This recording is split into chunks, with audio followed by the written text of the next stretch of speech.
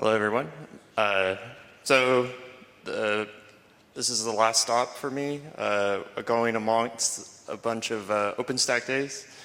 It's been a really cool trip, going through Budapest and going through Prague, and talking about having the foundation send me to talk about how OpenStack is inconsistent. So, kind of countering things a little bit, but we'll keep calm and we'll go through. So a little bit about myself. I've been a contributor for the OpenStack project for some time now. I'm a developer coordinator for the OpenStack Foundation, and I currently sit on the OpenStack Technical Committee, which is handling a lot of the governance in the project. I'm a core developer for the Cinder project, which is specifically around providing an interface for block storage. And then along with that, I served as a PTL for 2 releases on that project. So the first thing I'd like to focus on in particular is going back to the mission statement with the OpenStack project. If I may give you a sales pitch on open source.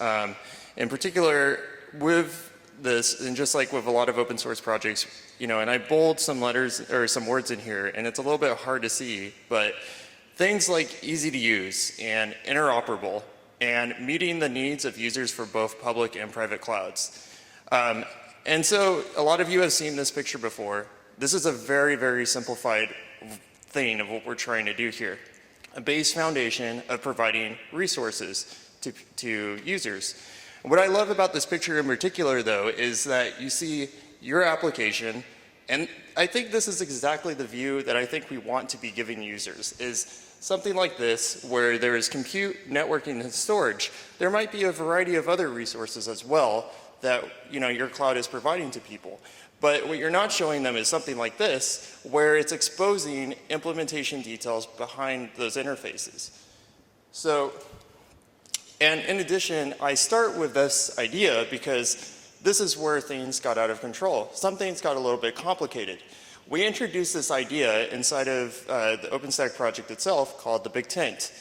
This was an attempt from a governance standpoint to be able to be more inclusive, to include more than that base foundation. For some people, just that base foundation is, they see something else with OpenStack. They want, a variety of different use cases besides just networking and compute. So it introduced 50 plus more projects. And that created a huge confusion in the public because all of a sudden people feel like that they have to deploy all these different projects in order to run OpenStack today.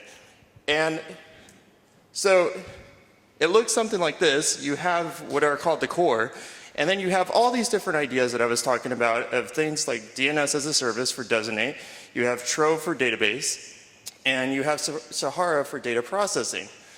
And so this is really great because we have basically created a community for people to go ahead and create additional services inside of OpenStack to meet a variety of use cases. But I'm here to tell you today that you don't have to deploy the world in order to run OpenStack. You just have to run the minimum, and you just have to run what exactly is your use case of what you're trying to do with your OpenStack cloud. And throughout this presentation, I am specifically speaking out to both operators, and I'm going to be speaking out to end users who would consume a cloud, as well as people that would be creating applications in a cloud.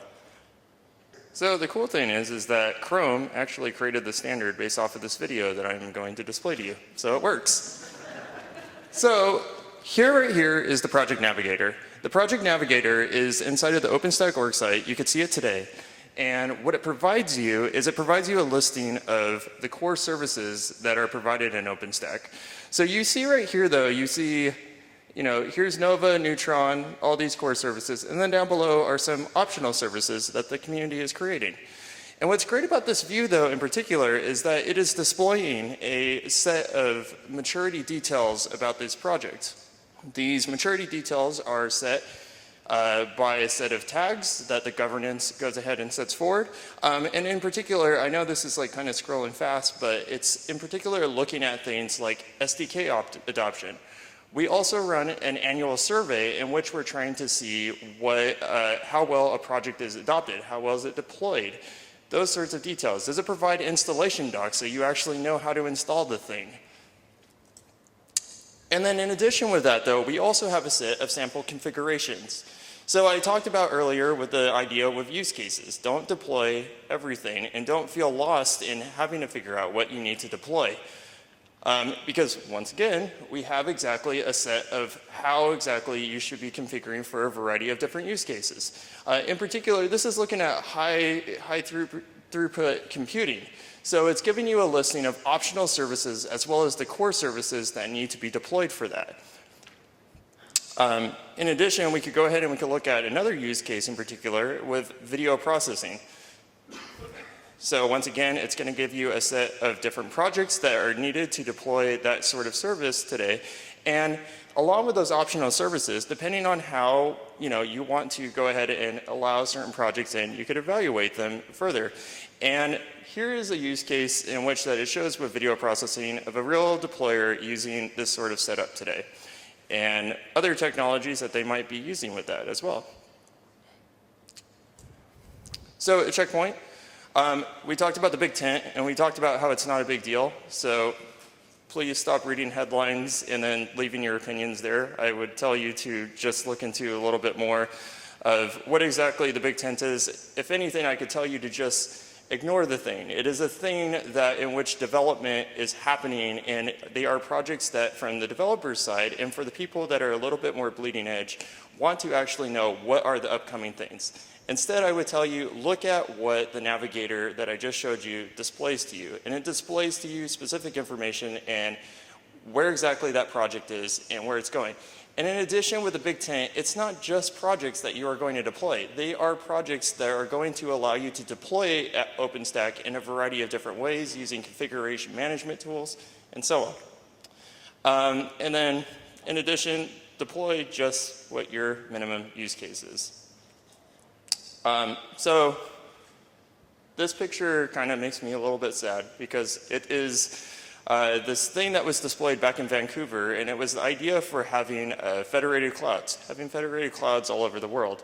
I really want my federated clouds. The idea is so that I can go across different OpenStack clouds with my login credentials, and I could go and I can consume resources freely from region to region. And just like what I was displaying earlier, we're going to talk about how this is inconsistent. And in particular, Federation Cloud is not really a common thing today. That's what makes me sad. I want to be able to freely just have an application that will go ahead and it will consume OpenStack clouds from, with little details needed to know. In addition, though, I'm going to be showing you how some public clouds today don't even display the same interfaces. And along with that, something else that I'm going to touch on a little bit more is DEFCOR in particular, which is trying to help with this initiative, but isn't completely helping everywhere yet. So here's a little excerpt that I've taken from a library that I will also be talking about later called Shade. Shade is dealing with inconsistencies that exist through a variety of public clouds in OpenStack. And so this is just the idea of having to go from, just to get an external IP. If I had showed you this code, it's kind of hilarious because it's basically saying, did I get the IP through this sort of way in the data structure? No. Okay, now I got to check the data structure this way. It's not there. Check it this way. It's not there. These are all the different checks today and the list of public clouds of how we have to get those IPs. It's not just a single way, and this is really unfortunate. Again, though, I'm going to leave you on a positive note, of course, because of where I'm coming from. So DEFCOR is trying to help with this idea. It's a variety of people in the community that are specifically focusing on testing OpenStack through their capabilities and code and what they're trying to provide. And it's specifically testing people who are making products out of OpenStack and making sure that they are providing this sort of consistent interface that they are testing off of. The tests are based off of from the community that are creating integration tests developed that we use upstream today. So again, if we want to take the org site example, if you go in and you click onto under the marketplace, you get a listing of different public clouds that exist in the marketplace. So if we click on public clouds, for example, and you go through and you see a map view of different public clouds that exist around the world. I could zoom in on here and I could see a variety of clouds. We could go to check and we could see that there's an Ultimum cloud there. That's pretty cool. And we could see a variety of other public clouds listed.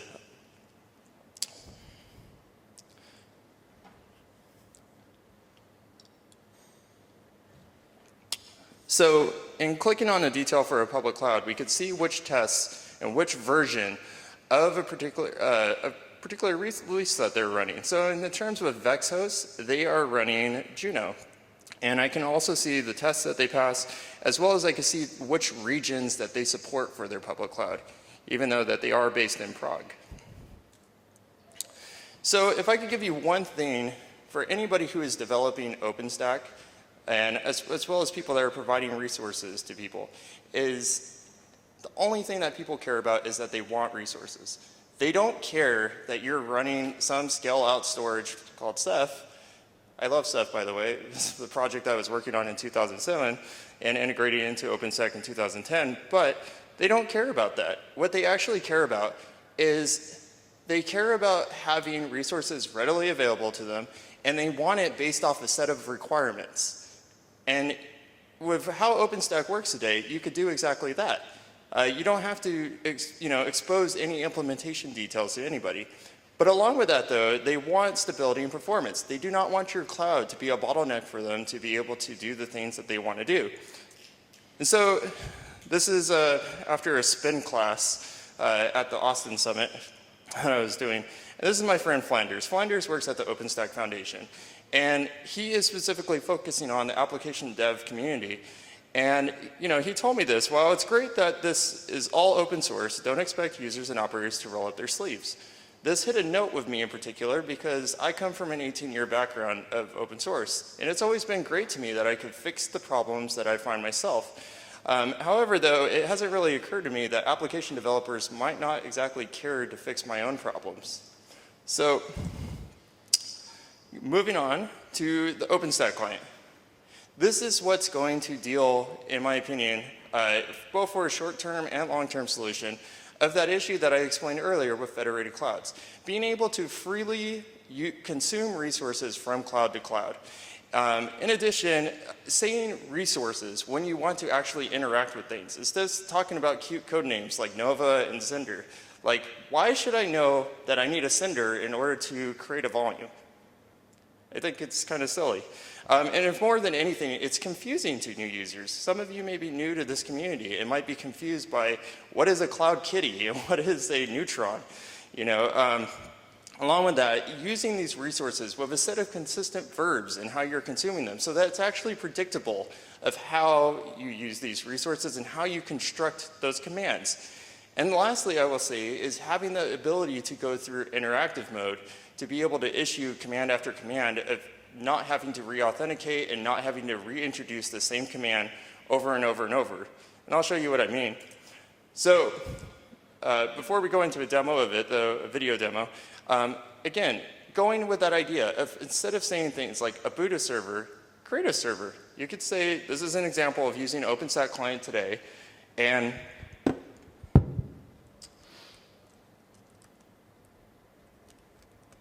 okay, apparently zooming in doesn't work. So I apologize, but I will read off. It says OpenStack Server create, and with, in particular, specifying the flavor, specifying the image, and then specifying the name of the server. Create volume, same exact idea. You're saying the resource. You're saying OpenStack volume create and a size with a name. If you want to have one resource interact with another resource, you're saying OpenStack server add volume, the name of the server and the name of the volume. If you want to create a volume with an image, it's OpenStack volume create with a size, the name of the image, and then the name of what you want to call the volume.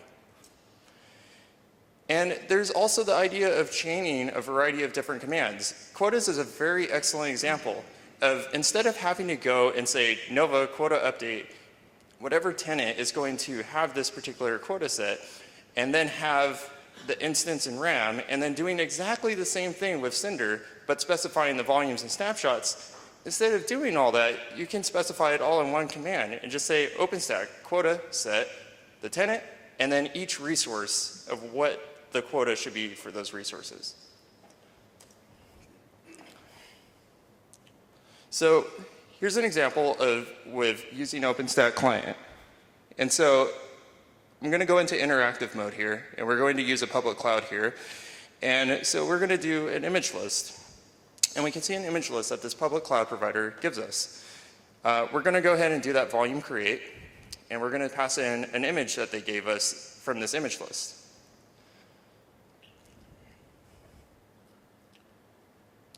So we specify the size, and then we also specify the name of the volume.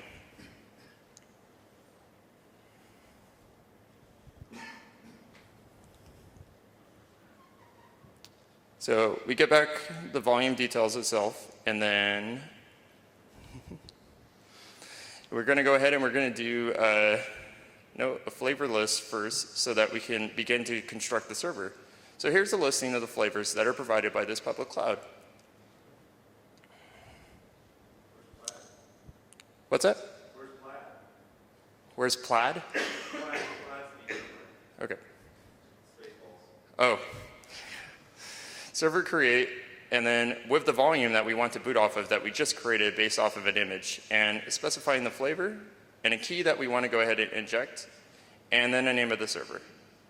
So right there, in my opinion, is a lot more, if you ever dealt with Nova in particular and trying to boot a volume and dealing with the block device mapping, this is way loads better in my opinion. So we go to the dashboard, we just issued that server create command, and we could get a listing from the dashboard itself and see that volume created. So that's pretty cool. This video eventually will show that, but I got to speed along. So, and if you thought that was cool, I did this demo, by the way, from an airplane, about 30,000 feet up, and I was running off of a public cloud holding a glass of wine at the same time. In review, we instantiated, went into interactive mode, and then did an image list, created a volume based off of an image. We do a flavor listing, and then we do a server create using that same verb, create. And later on, in the demo, we would have got a listing of IPs to add, and then to actually SSH into that machine from an external IP given. So, authenticating. Federation, as I mentioned before, is not a very common thing. There are a variety of deployments. I think we're past this today of deployments not using V2, as far as I'm aware. And then in addition, we have dealt with a variety of public clouds that, for whatever reason, went off into their own world of creating their own authentication service and not really using any sort of authentication service that was being used in the community. But we have gotten past a lot of these issues, and we've worked with a lot of different public clouds and what they were trying to do. So, but the federation problem is still a thing that I want. And then so once again, in today's world, what we end up doing is we get some sort of RC file that comes from a dashboard for OpenStack, and we download that, and we're able to source that, in which then it's going to inject environment variables to allow the client to be able to log you in, and then so you could start issuing commands. The very first thing I did here was I went ahead and sourced for one public cloud, and then now I'm switching to another public cloud to run the same set of commands. And I have to enter a password every single time that I am sourcing that particular file. However, though, it's in my opinion that authenticating this way was about 6 years ago. So I think we can move on to another better solution. And you might have seen a little preview of that when I was running with the OpenStack command. In particular, what we're going to be using is this idea called clause YAML, or in other words, OS client config, OpenStack client config. And it is the idea to go ahead and to introduce profiles that you specify ahead of time based on a variety of different public and private clouds that you're using. So you create these and you put them in your .config directory and inside of this clause YAML thing. And so it's a YAML file, and it looks something like this. Here's a variety of different public clouds that I'm using today. And you could specify things like some of it actually already knows a lot of the authentication endpoints, to which then all you have to do is enter in your project ID, your username, and your password. And you can also specify the region names in order of what you want them to use based on their availability. So going back to what I was saying with OpenStack Client, though, you can switch from different clouds based on those profiles that you created. If I go back up here, you can see things like Dream Compute, Rackspace, and InterNAP entered here, to which then they correlate with what I enter here in OS Cloud when I'm issuing these commands. So once again, I can do that same exact demo that I gave earlier, where I could just specify for Dream Compute, I could get its flavors listing. I can go ahead and I can switch over to Ultimum, and I could get its flavor listing. So there we go, just entered 2 different commands for 2 different public clouds, easily switching, not having to re-authenticate myself. And in addition, whatever inconsistencies that they may have in their authentication and their interface, I never saw it. And the way that that works is magic. It works by this way. This thing called Shade. Shade is a library that a variety of different things that I am talking about in this presentation build off of. It's a Python SDK that works through the inconsistencies that exist today. You can pip install Shade today, and you can read more about it at that URL. I'll be posting these slides in a second. But so the example with Shade right here is we have something where we're saying, Dream Compute, make it so. We print that out. And what I love about this library so much is the fact that it is dealing, again, with the idea of resources. We're not having to deal with silly code names to work with the resources that we want. So the very, very first thing that we do here is we create an object that represents a cloud. In this case, it's representing the Dream Compute cloud. And we have a Dream Cloud variable that is representing that object now. And we could say things to it like, get me this image, and then represent that image object in the image variable. And then we can also ask it to get me this particular flavor. You can also, in addition, ask it to list the images and list the flavors that are available publicly. But then in addition, we might want to have the ability to go ahead and create a server. And what I really, really love about the create server method here is the ability to specify auto IP true. And what this deals with is specifically that listing that I gave earlier and having to get an external IP. This deals with all of that, and in the end, we will have an external IP printed out, which will be that print statement down below. So we're going to do this, but we're going to do this across multiple public clouds. We're going to do it across Dream Compute, same exact code that I explained earlier. And then down below, we're also going to do that with Rackspace as well. And we're going to do that with InterNAP, and we're going to do it with Ultimum. And then at the very end, we're going to print all their public IPs, dealing with all their inconsistencies that exist between different clouds, and without me having to see anything but run the same exact code. So we go ahead and we run it. We get a lot of warnings from the request library. So Dream Compute, make it so. Dream Compute runs, there's its dashboard, it is spawning something. We should have an external IP from it since we specified the auto IP true. And there we go, it's active. Here's its external IP. Now Rackspace, make it so. So we're going to switch over to the Rackspace dashboard now, and we're going to see that it is now listed, it is building, and eventually it will be created.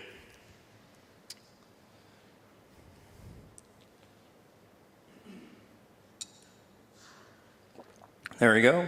So it is now active, and InterNAP is a very fast cloud. It was already done by the time I went over to the terminal screen. So there we go. It's active after doing a refresh. So it has an external IP now. And then switching over to Ultimum, and we'll refresh it. And it's still at a spawning phase. By the way, I learned from all this exercise of doing video editing in Linux is interesting. If somebody could work on that, that would be great.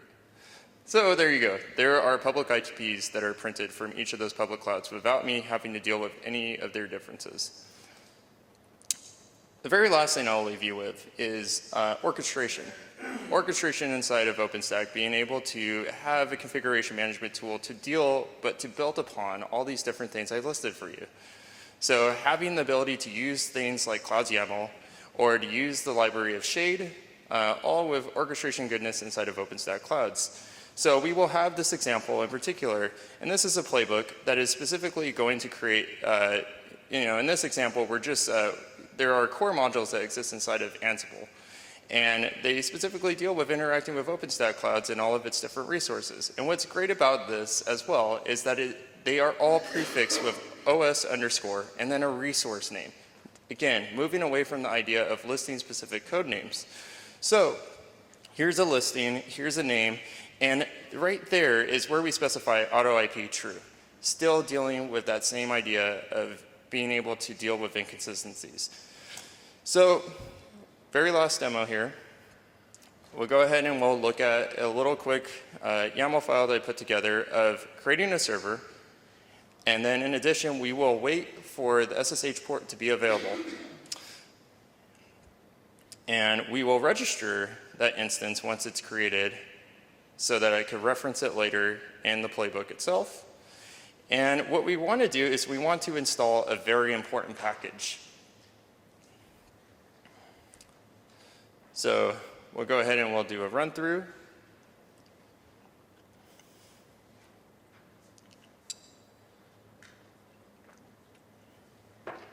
So here's Ansible playbook and run that file.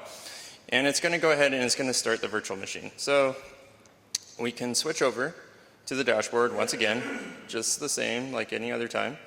And eventually we'll go ahead and we'll see that particular instance being created. The other thing I forgot to mention in that YAML file as well that you may or may not have seen is that there was a field specifically to specify the cloud that you want to interact with based off of its profile name that you have created in that cloud's YAML file. So in this particular case, we're dealing with Dream Compute. So it's being started. And so the virtual machine has been created. And now we have to wait for port 22 to be available based off of its IP. So it is now available. It's adding it to the inventory. And now we're going to install the said important package. So we're going to go ahead and we're going to use one of its internal IPs and go ahead and we're going to SSH into it.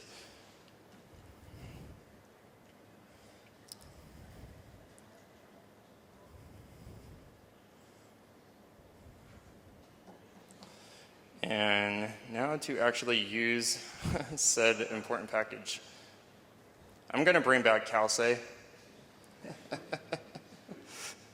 In case you can't read that, it's an ASCII cow saying that it loves OpenStack. That was the whole point of that demo. So I leave you all with, while I have listed out a variety of inconsistencies, I think this was pretty cool from the Austin Summit in particular. This is an application that the Taiwan application developers made in their hackathon of specifically, this is measuring muscle movement based off of that guitar player to the side. I think this is pretty cool. And I think this is a worthy cause to solve some of these inconsistency problems that we have. A lot of the things I listed to you are all, in my opinion, both short-term and long-term fixes. But we need a way for people to actually start using OpenStack today. So these are tools that are available to you. And then while the rest of us in the community, or anybody who wants to participate, may deal with the longer term fixes. So, thank you. The slides are available at that URL. And thanks for listening to me and having me.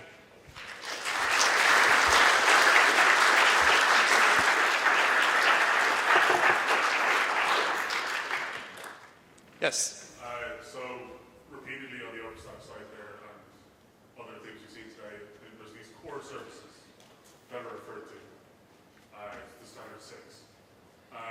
Is there any of those are actually defined, or I've never seen them actually voted on by the community? Is that something that's just come from the foundation, or is that something that the community has decided? Yeah. So yes, this was voted by the community. And in a sense, with the governance, we started with, it's kind of just weird. I'm not used to being that large. So yes, there is a tag that actually specifies a lot of this. It is our starter kit cloud. Those are 4? Yeah. Okay. There is no tag. Huh? There is no tag. There is no tag. Okay.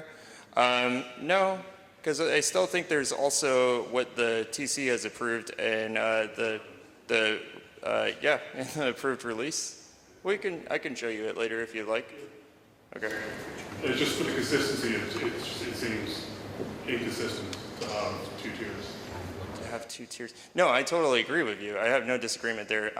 Unfortunately, I mean, there is the thing of like, okay, so it's the TC approved release. If you look at the tag today, there should be a listing of multiple clouds under the project's YAML file, under the governance repo. But we could double check that together. Thank you. Yes? Hi there. I noticed that you don't have tristack.org in your clouds.yaml file. Would you be planning to add that in there? Yeah, that's an excellent suggestion. I can add it in there for sure. Yeah. I just picked a handful of different clouds and I don't know, whatever ones that I had mentioned to me. Actually, the person for InterNAP happened to be sitting right next to me at PyCon, and so I worked on this while I was having pizza, and he was right next to me. So he gave me credentials, and then I was in. So I guess it was whoever was next to me. Yeah.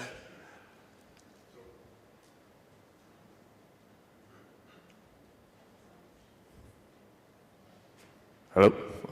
So Mike, out of my curiosity, you are the core developer of the OpenStack project, Cinder, blah, blah, blah. Do you know all the OpenStack projects which are under the Big Tent umbrella yourself? Because there's so many of them. Yeah. Do you? What was the question? I'm asking if you know all the projects which are under the Big Tent umbrella. I know all of them. Wouldn't it be great if I actually could do a song and like go through all of them? Like, there was this cartoon show, Animaniacs, and they did this awesome thing where like it was the way to learn your countries, and so they had a whole song to go with it. I think that needs to be done on YouTube somehow with OpenStack projects. So this is what I'm trying to highlight for somebody who is completely new to OpenStack, just seeing this massive number of projects. He probably asks himself, is this still some kind of ecosystem or this is chaos? What was that last part? Well, is it completely chaotic or there is some kind of idea behind all the projects? But anyway. Never mind. Okay. I'm sorry. I think it's probably just re-emphasizing how complex our technology outside and inside OpenStack is, you know. In terms of, for anyone new, there are a lot of projects and the Big Tent brought a lot more. Yeah. Okay. Anyone else? Any other questions? Mark.